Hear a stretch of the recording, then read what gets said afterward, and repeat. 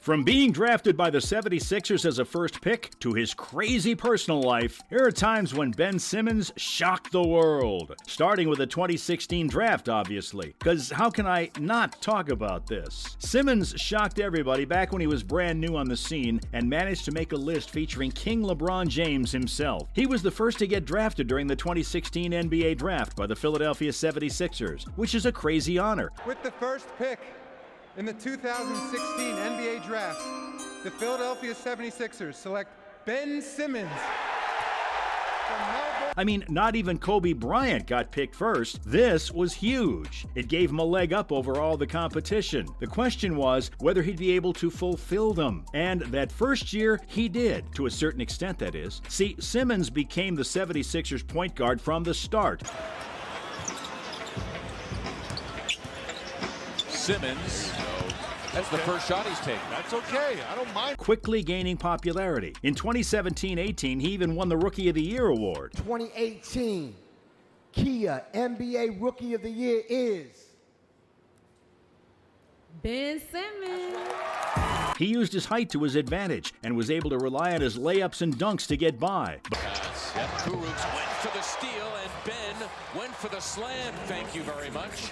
A career-high 5 straight with... But his shooting skills kind of needed some work. It was pretty obvious, though, through watching him play, that he needed a ton of practice in that area. Kobe even warned Simmons that he'd regret his jump shot later in his career. All this was back when he was still dominating the league without jump shots around 2018-19. He was averaging 17 points across 64 appearances, but he'd only taken 15 three-pointers and missed them all. At that point, it didn't really matter, though, because he was still playing really well. In fact, a month before Kobe said that about his shooting skills, the point guard played in his first All-Star game. Speaking of which, he played pretty well there, but it was clear he still hadn't developed his outside shot.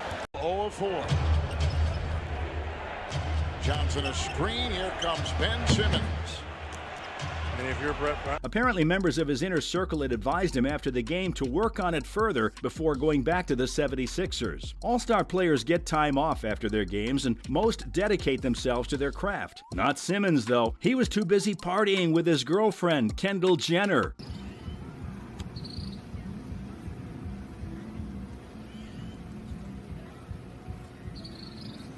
This shocked fans because people expected him to take the advice that was being given and actually work on his three-pointers. Guess the beach sounded more appealing than the wooden floors of a b-ball court. Even though he clearly wasn't working to improve his skills, he was drifting by on the basis of his technical prowess. Things weren't great, but they were good, and he was a rich and famous NBA player living the life. Until something happened that almost risked that. The 2020 playoffs. These playoffs were one of the worst moments of Simmons' career. NBA fans, or haters, often credit him with single-handedly losing Philly those quarterfinals. Sheesh, it's kind of harsh, but numbers don't lie. He missed 46 free throws in 10 playoff games. We'll not hear the crowd for Ben Simmons. Foul called on Anthony Melton, and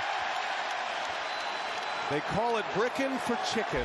The Los Angeles Clippers missed 46 as an entire team, and in 12 games, too. The saying goes, you miss 100% of the shots you don't take. Simmons, on the other hand, was missing 100% of the shots he was taking, and his teammates wanted him to stop shooting. His terrible shooting self-sabotaged his whole team, and the coach even had to take him out of a few games. It's on me, Simmons admitted post-game, but just acknowledging it isn't enough unless you take accountability and strive to do better, which Simmons didn't do. He made history in those playoffs with pretty much unprecedented shooting, only he wasn't scoring on any of them. Obviously, I've got to knock down free throws, he said. I've got to step up and do that. But before he got a chance to really buckle down, something happened that put a stop to it. He got injured and was unable to play. Fans were shocked by Ben Simmons refusing to play for the Philadelphia 76ers, citing back tightness and not feeling mentally ready to play. At first, though, most people thought he was fine and just refused to play because of internal conflicts. Things had been tense with the Philly team ever since their playoff loss, and Simmons was reportedly hurt that his teammates blamed him. The head coach, Doc Rivers, didn't come to see him in LA when he was practicing that jump shot either, which made things worse. The medical staff of the 76ers even cleared him to participate in team practices, but he refused, saying he wasn't ready. He even requested to be traded out during the offseason, but it didn't immediately happen. This standoff went on for about a year until it ended, and that end came about in a pretty surprising way, too, when he got traded to the Brooklyn Nets for James Harden. After Ben recovered from his injury, he packed his bags in Philly and landed straight in Brooklyn. He's been with the Nets for about a year currently, and Harden came to the Philadelphia 76ers. This was also a pretty shocking trade because Harden is a huge asset, and back at the Nets, he was supposed to be a part of the much-hyped Kyrie, Harden, and KD trio. But there were issues going on in Brooklyn as well with Irvin, so Harden moved to Philly, and a slot opened up for Simmons to start over with teammates that didn't hate him. The three-time All-Star player even cleared his physical and let him be traded to the Nets. Something else that called his injury into question, but this was around when he got diagnosed with a herniated disc and missed a bunch of Nets games as well. The day the Nets announced that he got operated on for that injury, ESPN analyst Stephen A. Smith went on First Take and expressed his criticism about the whole drama. According to him, it was a little convenient that the back injury popped up right when he didn't want to play for the 76ers.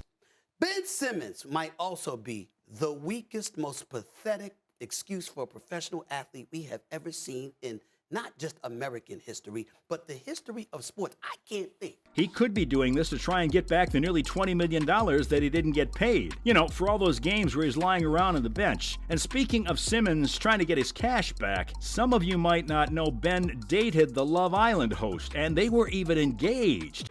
And there's Ben Simmons.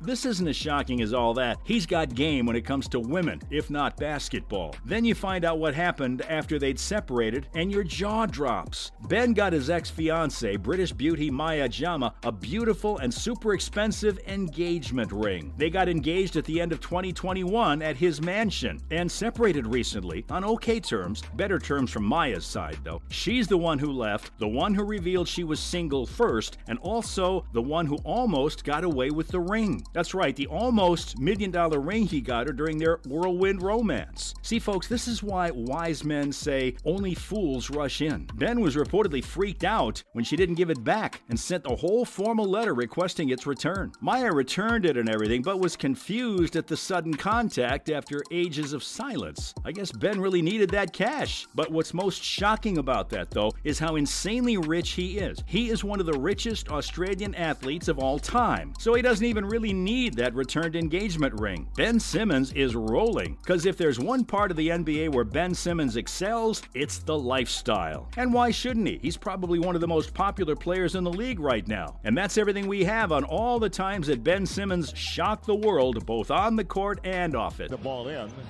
He bounced it off the backside of Barnwell. See you in the next vid.